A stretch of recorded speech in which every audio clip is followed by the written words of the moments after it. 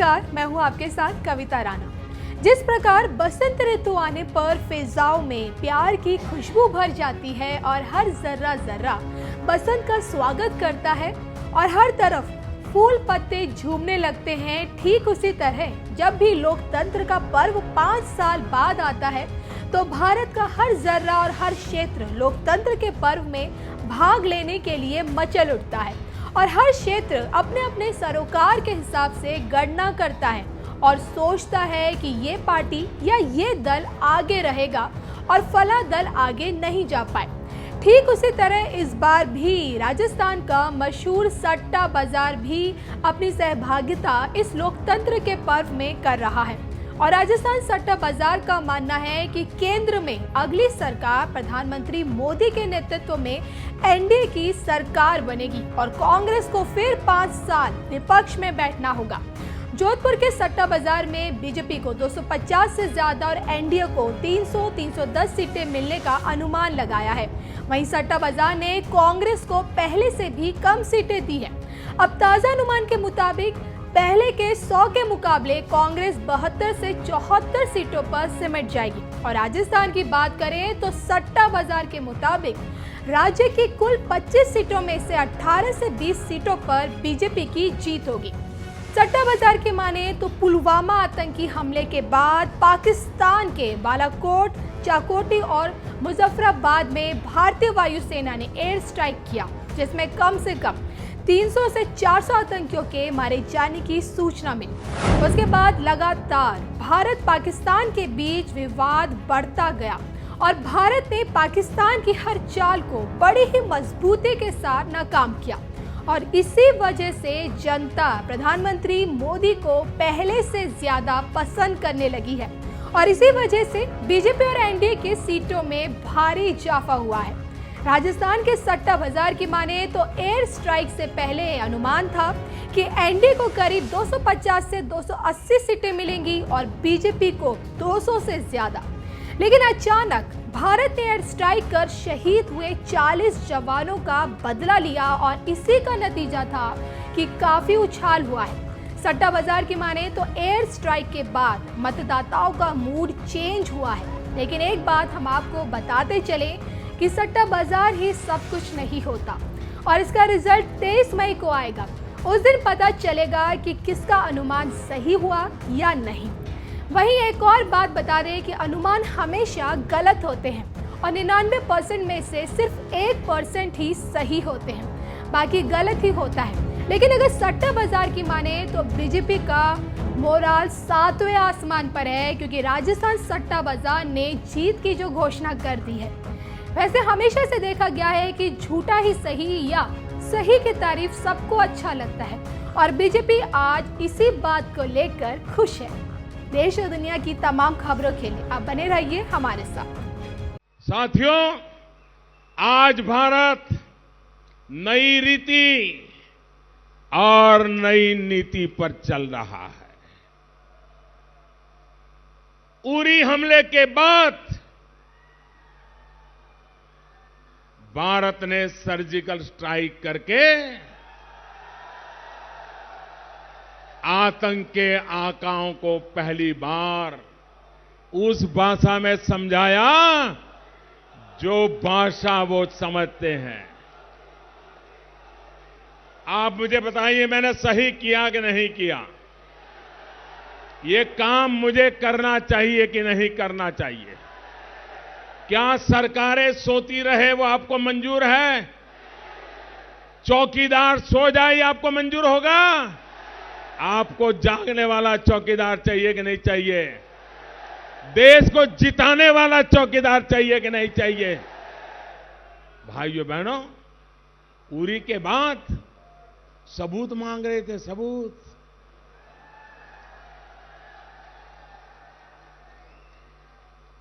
अभी पुलवामा हमला हुआ तो भारत के वीरों ने जो काम किया, ऐसा काम दशकों तक कभी नहीं हुआ है।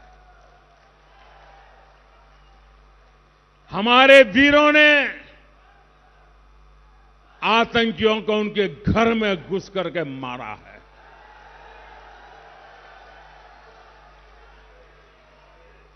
आतंकियों को, उनके सरपरस्तों को भारत से इस तरह के जवाब की उम्मीद नहीं थी।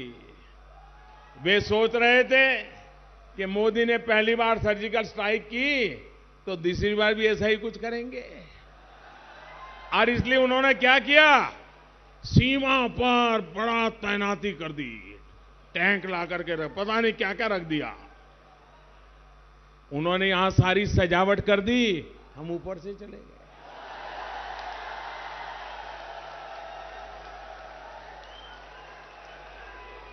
और मजा देखिए, हम तो ये साहब कर करके चुप थे। रात के 3:30 बज गए थे। देश को क्यों जगाना भाई? लेकिन ये घटना इतनी बड़ी थी, कि रात को 3:30 बजे पाकिस्तान की नींद खत्म हो गई। हम तो चुप थे। हम सोच रहे थे क्या होता है देखते हैं। पाकिस्तान ऐसा घबरा गया था कि 5 बजे उसने ट्वीट कर करके रोना शुरू कर दिया, मोदी ने मारा, मोदी ने मारा, मोदी ने मारा। दुनिया को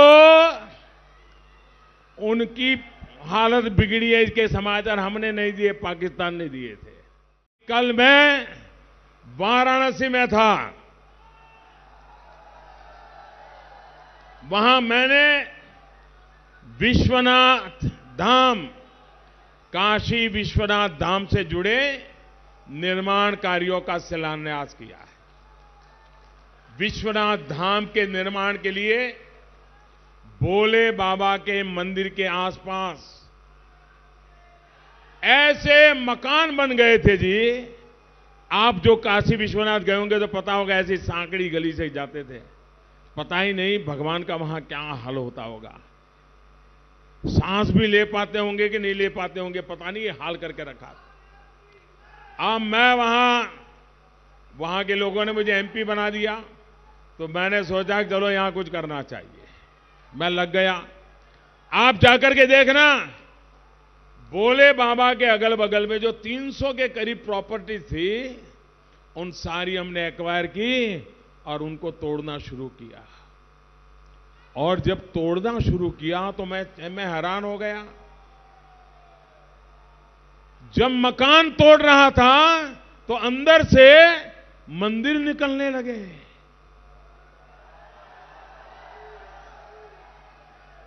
लोगों ने दीवारें बना करके मंदिर को एक घर बना दिया था, बेडरूम बना दिया था। सारी दीवारें जब तोड़ते गए तो सारे मंदिर और 200, 250 साल पुराने उत्तम प्रकार के आर्कियोलॉजिकल नमूने 40 मंदिर अंदर से मिलाए। आप विचार कीजिए, मेरे आने के पहले ये जो सांस्कृतिक मंत्रालय जिन्होंने चलाया होगा, आर्कियोलॉजी डिपार्टमेंट जिन्होंने चलाया होगा, वो कितने सोए हुए रहे होंगे, इसका ये जीता जागता नमूना है। अगर कहीं पर एक पत्थर हटाना है तो आर्कियोलॉजी वाले आकर के आपका गला दबोच लेंगे। लेकिन वहां भोले बाबा के परिसर में 40 मंदिर दबोच करके लोग बैठ गए थे। कोई 50 साल से दबोच के बैठा होगा, कोई 40 साल से दबोच के बैठा होगा। राजनेताओं ने आशीर्वाद दिया होगा। बताइए, बुराइयां जानी चाहिए कि नहीं जानी चाहिए भाइयों? अब जिनका ये सब गया, वो मोदी को प्यार करेगा क्या? मोदी का जयकार करेगा क्या? लेकिन मोदी ने अपने जयकार के लिए काम करना चाहिए कि भारत माता की जयकार के लिए काम करना चाहिए? मोदी के जयकार के लिए काम नहीं करता है, मोदी हिंदुस्तान के जयकार के लिए काम करता है। दोस्तों,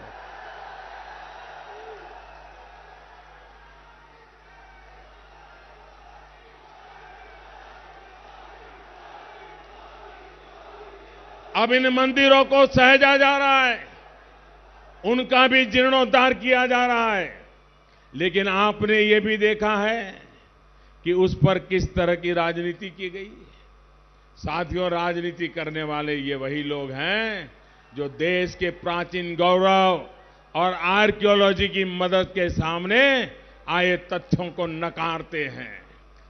ये वही लोग हैं जो अपने फायदे के लिए ऐसी प्राचीन संपत्तियों की सुरक्षा और नियम कायदों तक की परवाह नहीं करते।